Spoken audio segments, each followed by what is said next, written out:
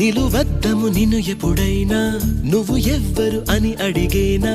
ఆ చిత్రమే గమనిస్తున్నా కొత్తగా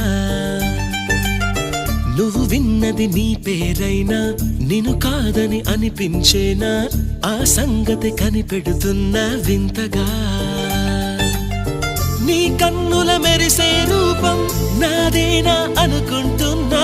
నీ తేనెల పెదవులు పలికే తీయదనం నా పేరేనా అది నువ్వే అని నువ్వే చెబుతూ ఉన్నా